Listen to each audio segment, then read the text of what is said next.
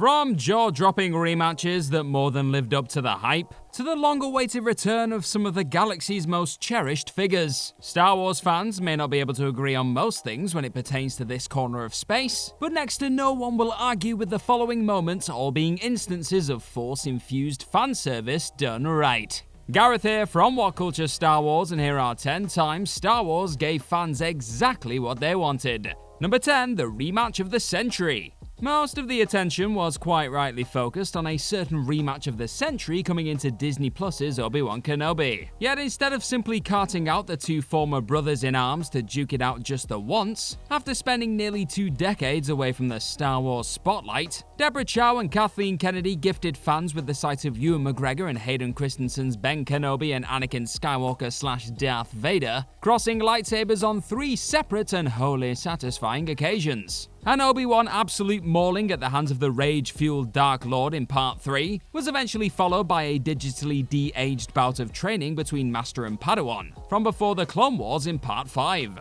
And if that was not enough, the iconic figures were given one last chance to truly let loose against one another in the series finale, with Kenobi reverting back to a classic stance, Vader finally getting the high ground, and a merging of Christensen and James Earl Jones' unmistakable voices, post-mask smashing, all leaving fans needing a serious lie down. Number 9, Han Solo completes the Kessel Run. Let's face it, Solo: A Star Wars Story will not go down in history as one of the most universally beloved tales ever told in this galaxy far, far away. But that's not to say that every aspect of this prequel feature can be deemed as a complete and utter failure upon a rewatch. In fact, arguably one of the most mythical stories ever to tumble out of a much-loved character's mouth was finally and brilliantly realized on the big screen in Ron Howard's space adventure. After years of banging on about his trusty Millennium Falcon being the mighty ship that was able to make the perilous multiple black hole boasting Kessel Run in under 12 parsecs, Disney finally rewarded fans with the concrete evidence of the legendary Solo genuinely pulling off this mesmerizing feat within their 2018 outing, thanks to an inspired shortcut of course. Sure, the origins of the titular icon's last name, among many other frustrating elements within this dud of a flick,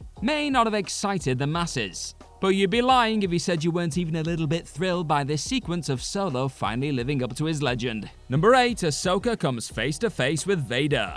Throughout the massively embraced Clone Wars animated series, one character alone stood as the undoubted MVP of these prequel tales, Ahsoka Tano. But with the fierce figure acting as Anakin Skywalker's Padawan in her time before leaving the Jedi Order behind, fans were always somewhat curious as to what would have gone down if the former master and apprentice crossed paths once again in the wake of the former's tragic fall to the dark side. Well, March 2016's Twilight of the Apprentice Rebels hour-long special finale to Season 2 finally provided Sky Guy supporters with that exact scenario. And boy did it deliver on the emotional gut punch front. Matching each other blow for blow during their instantly immortalized showdown on Malachor, Tano's slashing of Vader's helmet stunningly mirrors the moment Obi-Wan Kenobi does something similar to his one-time ally in the recent live-action series. And just like that emotionally charged beat, a flicker of the Skywalker within is enough to fool Ahsoka into thinking there's still hope for her former master, as she confesses that she won't leave him, not this time. It may have been something fans were fantasizing about for an age, but that still doesn't mean they were ready for Vader's attempts to murder another piece of his past.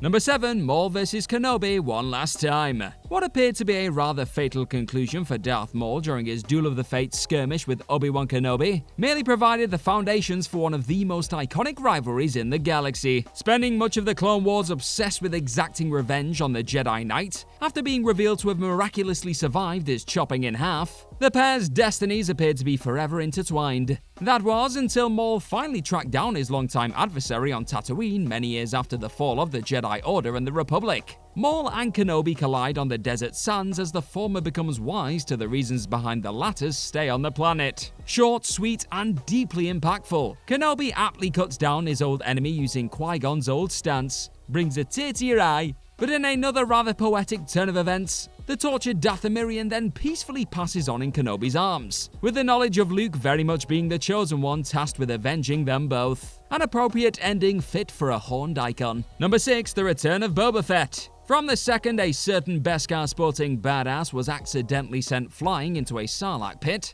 fans were already banging the drum to see the return of the coolest bounty hunter in the galaxy. And while few were expecting it to take a whopping near 4 decades to see him dust off that aforementioned dance with death, the reality of Temuera Morrison stepping back into the FETT saddle in Disney Plus's The Mandalorian after his turns as Django and many a clone was enough to produce a smile from just about every Star Wars fan in the galaxy. Now sure, his long-awaited spin-off may not have quite lived up to the hype in the end, with the Book of Boba Fett's finest moments arguably taking place without a Boba in sight, but the presence of this now multi-layered and battle-hardened daimyo will always be welcome on the big and small screen in future space-aged entries. So here's hoping Morrison gets his wish of bringing the legend back to his badass ways, should he blast his way back into the Mandalorian or other corners of this galaxy far, far away in the coming years. Number 5. Luke Skywalker in his prime.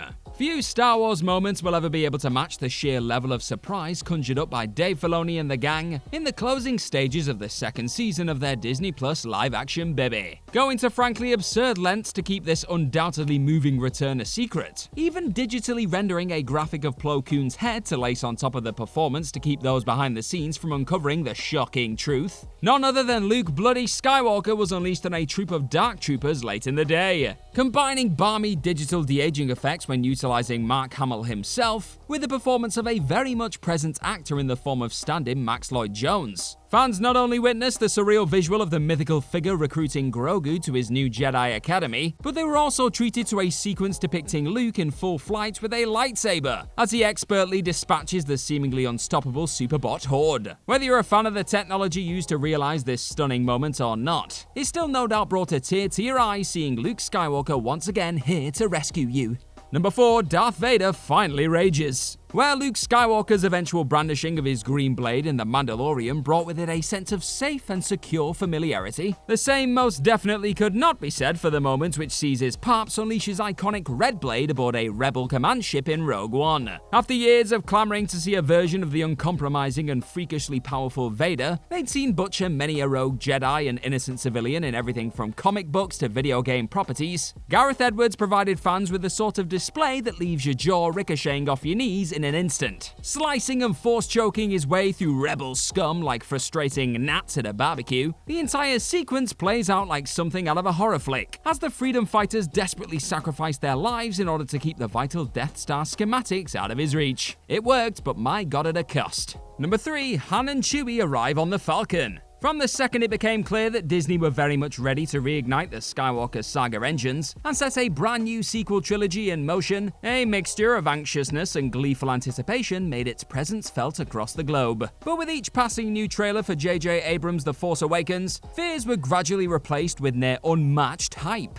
Yet one moment in particular was enough to send the entire internet into meltdown upon its dropping in the film's second official teaser. The closing shot of Han Solo and bloody Chewbacca boarding their trusty Millennium Falcon all but confirmed the incoming feature's record-smashing future box office figures. And the moment the sequence actually goes down within the film itself only builds on this wholly moving tease, as Solo is spotted taking in his old cockpit and reminding Rey his baby made the Kessel Run in 12 parsecs. It was like they'd never been got at all. Number 2. The Yoda puppet returns. The use of CGI to completely reimagine a certain wise old space wizard did not go down too well with every Star Wars fan around the time of Attack of the Clones. But that still didn't stop George Lucas from doubling down on his digitally rendered Yoda for his Revenge of the Sith follow-up, and even entirely lacing his CGI creation into The Phantom Menace back in 2011, with Lucas wanting to depict the all-powerful Jedi very much strutting his flipping stuff with a lightsaber over the course of the prequels. It's not hard to see why he relied on his new favorite toy for the most part, instead of the once game-changing puppetry work used to bring Yoda to life previously. However, sensing that audiences would likely connect more with that Frank Oz-voiced and controlled entity than the rather soulless digital variant, Rian Johnson made the inspired call to bring the legendary puppeteer back on board when the time came for Yoda's Force Ghost to appear before Luke in The Last Jedi. The results clicked and then some,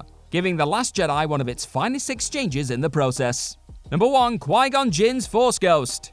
Despite quite happily lending his vocal talents to the animated version of Master Qui-Gon Jinn over the course of the Clone Wars series, fans had still been praying to one day see the live-action return of Liam Neeson's mysterious Jedi Master. So after spending the majority of his titular series trying and failing to commune with his fallen master, seeing Ewan McGregor's Obi-Wan finally reunite with his Phantom Menace co-star on the small screen was about as surreal as it was undeniably effective in luring folks into wanting to see more of the iconic duo in a second season. And while it's still not clear as to how Jim was able to ultimately complete his training in the Force, to the point of being able to manifest himself physically after death, Neeson's recent comments of not wanting anyone else to play the part, and only being too happy to join back up with McGregor on screen, seem to suggest he could be open to sticking around to show us should that potential second season be given the green lightsaber. That's the end of our list. Know of any other times Star Wars gave fans exactly what they wanted? Let us know all about them in the comment section right down below, and do not forget to like, share, and click on that subscribe button while you're at it.